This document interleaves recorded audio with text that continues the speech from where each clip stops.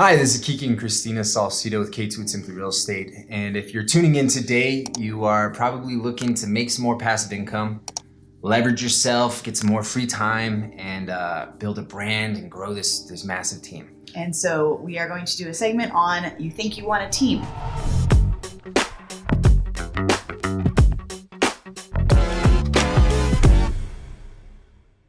First and foremost, right, people always think, well, I'm gonna have a team and I'm gonna start making some passive income. Well, unfortunately, like most businesses, it is a business, right? So with any business, there's gonna be a lot of upfront cost and a lot of upfront expenses that you probably won't see a good return for a little bit, right? So some people are like, passive income, I want to bring people on and make money off of them. So I don't have to do the business, but I'm going to make money off of them. That's what people that start teams and everything, that's where your brain is at. And it's a smart idea, you're leveraging and such, but the passive income is going to be a lot less than you first anticipate. So remember that when you are in the field and you're making the money and you get to adjust how your marketing dollars are spent and such, you're bringing in all the money. The second you start bringing in other team members and other people, now you're getting a fraction of what you would have gotten when you were in the field. So just be aware that yes, eventually if done correctly and if you structure it correctly, it can become passive income, but probably not to the extent that you're thinking. And that passive is gonna be used very, very loosely, which is what we're gonna dive into next, but just keep that in mind. We hear a lot of times people saying, again, the passive income thing, I want to bring more people on. And so, when you're a broker on yourself, depending on how you structure your business, some people use the ninja side, some people use the $1 million real estate agent. Typically, when you have a team, you're most likely going to have to form into the MREA book in some sort, because you're not going to have probably enough referral business and organic business to feed an entire team as well. And that's a really big nugget right there, right? Is whenever you bring team members on, you're feeding another family, right? And so whenever you start thinking about, well, I'm gonna bring somebody on, I really want you to stop and think, can I afford to feed another family right now in my current business? And if the answer is no, don't go forward, right? Like Monopoly, don't pass go. Yeah. Right. With that being said, for example, for us, when we started a team and we actually had other agents underneath us, we're spending $10,000 to $15,000 a month just on Zillow. That was our main source. So and it's not including like an office, printer, your systems, your phone bill, like marketing. That is just a base expense, right? And it's just getting leads into the door so that you're able to feed this massive, whatever you're forming, right? This team. So that's why I think it's really important. A lot of brokers come to us and they say, oh yeah, so I'm so excited, I want to get another broker. And it's like, well, how many deals have you done? Do you have too many deals and so much business that you can't do it yourself? Because you have some brokers that have done, 10 transactions, 15 transactions, and they're ready to bring on somebody else. Well, that isn't how it works. So basically the amount of business that you have, if you bring on somebody else, yeah, you may have done 10 transactions last year. Now you're going to do 5 because you want if you want to feed somebody else. And you're not going to make the full income off of the person that you're feeding. So you have to remember that. We always say to people, unless you have so much business that you're losing business because you can't get to them, you first always hire an assistant or a TC before you bring on anybody else. You need to have your systems and your admin in place. And if you and your assistant or your partner with your assistant cannot handle any more business and you're losing business because you have so much coming in, only at that time should you be adding another agent. Yes, and that leads us to our next point, which is leverage. We think, okay, well, we want to leverage our time. We want a little bit more free time in our days. So we're gonna hire other people to do our job for us. And that is just a silly little concept, right? That's a good thought. Because whenever you bring somebody on, now you both are banking on those leads, right? And if somebody's not proficient at converting those leads, you both are losing out on money. So consistent trainings is huge, right? So now your free time went from I'm gonna be cold calling clients, showing houses, to now I'm coming up with curriculum to help further my agents' development in their own career. So you're actually spending more time than you would have just being in the field and doing your own business. Now you still have to do that because you have to feed yourself. And now you have to do it so that you're able to train your people to do the same thing. So you actually will have less time when you start a team. Honestly, for us, it was the first we're still in it. So for the first 4 years, we actually didn't really start a team until probably year 2, or start to think about it. So you're going to have less time off the bat, and you're going to make less money, and you're going to lose more money when you start a team off the bat. And I think if you can wrap your head around that, that's going to be a good starter. And just think of it as when you're bringing somebody on, you're giving them half your business, not that they're making money for you. You're giving them half your business, because it would have been business that you would have done on your own, but didn't have time to do. So you're giving away that part of that commission. Yeah. So you have to have that mindset on, yes, it will be passive income down the road if you structure it correctly, but in the beginning, it's not going to be. And then, as you know, you do your business a certain way. So whenever you start bringing people on, now you have a conformity issue, right? Because you need them to conform to your standards of business.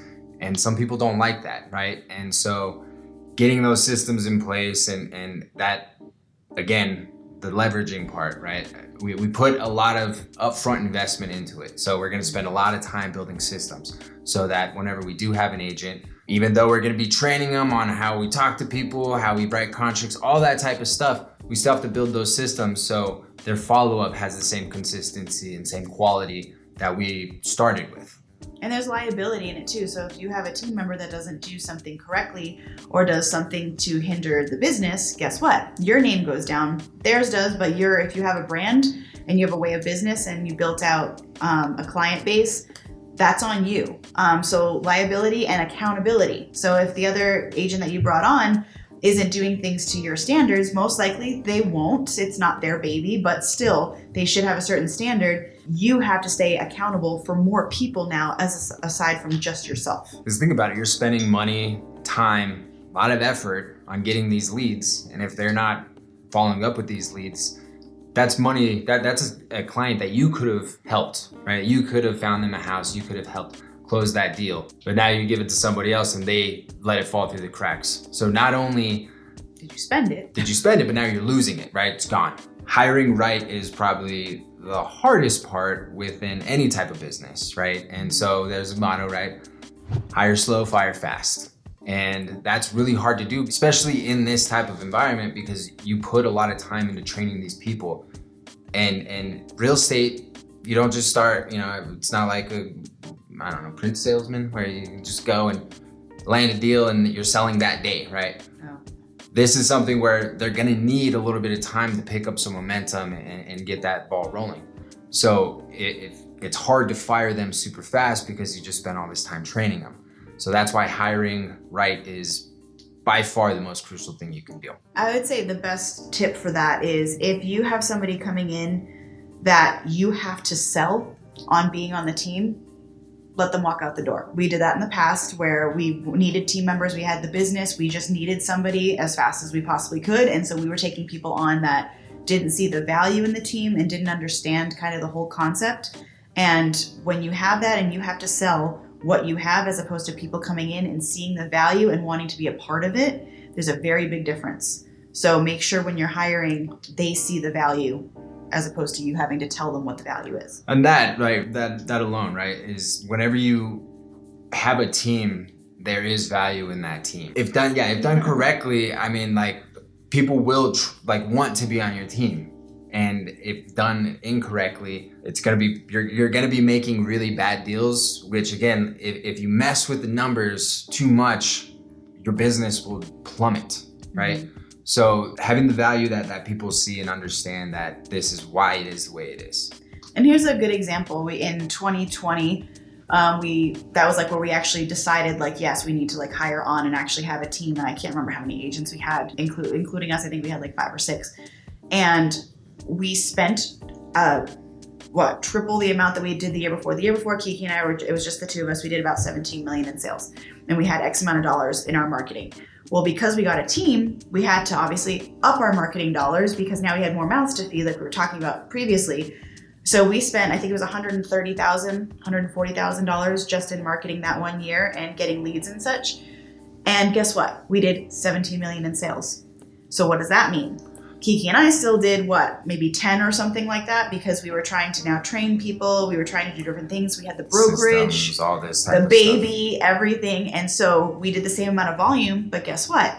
We leveraged it out to other people. So the income, we made a third of what we had made the year prior. Yeah. Doing the exact same amount of business, but spending more. So hiring right, hiring at the right time, and making sure that you have everything in place and you're not trying to do it in conjunction with growing your team at the same time. That was a lesson that we had to learn the hard way. Yeah, no, it's painful, right? Whenever you start and you see, man, massive growth, I'm growing, my brand's growing, all this stuff's growing. And then all of a sudden you look at your financial statements and you're like, holy moly, there's nothing, right? And I still have to feed all these people. We wound up spending more than we made. Yes. So know your money, right? Know your math, get that done. Very, very first thing, right? Third is free time.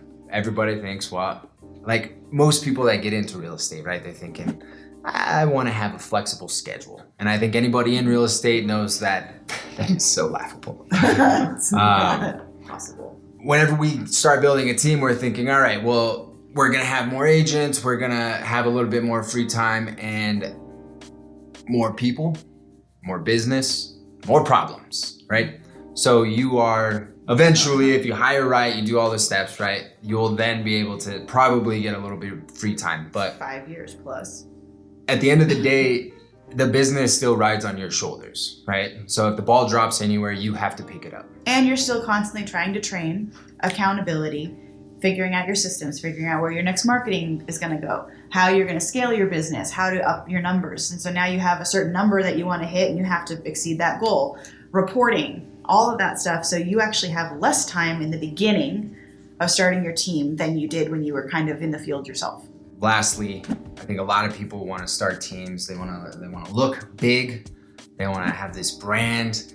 And leadership isn't necessarily for everybody. Right? There are people out there that are just hustlers. They can grind it out. They can get the business. They can get it done. And they can do that. Those aren't always leaders, okay? Just because you're good at your job doesn't necessarily mean you can lead other people. Mm-hmm. And so if you're trying to build a brand and you don't have good leadership, I mean, it all comes from the top, right? So if you're not good leadership, you're not gonna have good quality, you're not gonna have good brokers, you're not gonna have good business.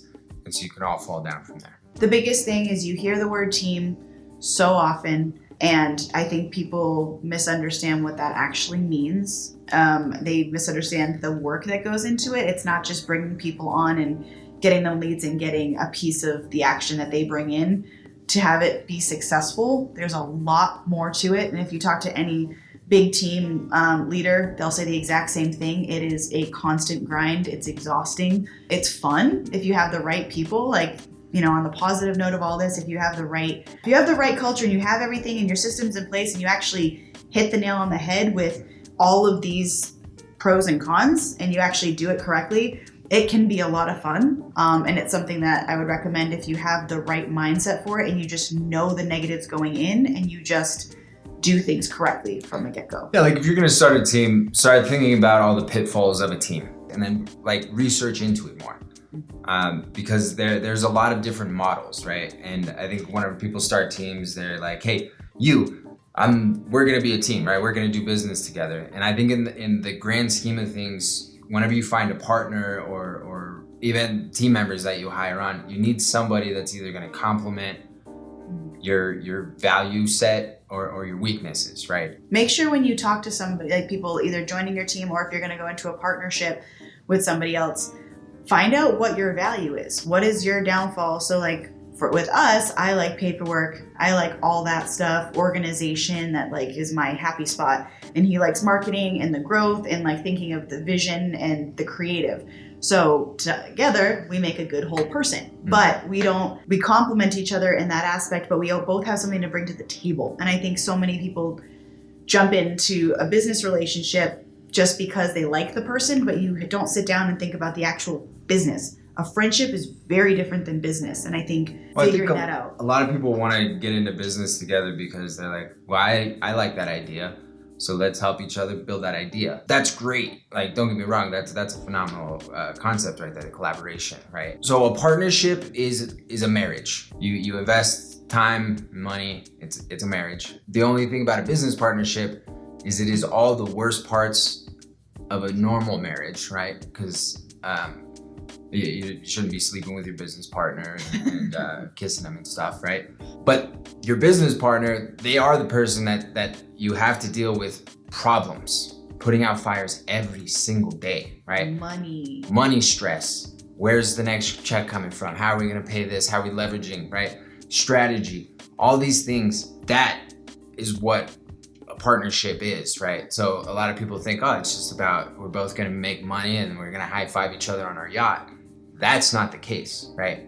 It's a lot of stress, and then finally, if we do get to that yacht, we will hug because we went through freaking hell together and we made it, right? So that's what a partnership is. So if you're going in thinking it's all the sunshine and rainbows, you're gonna have a rude awakening whenever your first team member just up and leaves the transaction and you're holding all these balls in the air and you're just like, now what? Okay? Because there's so many times within our growth stages, these pain points where we're just like, let's bag it up. Let's get rid of it all.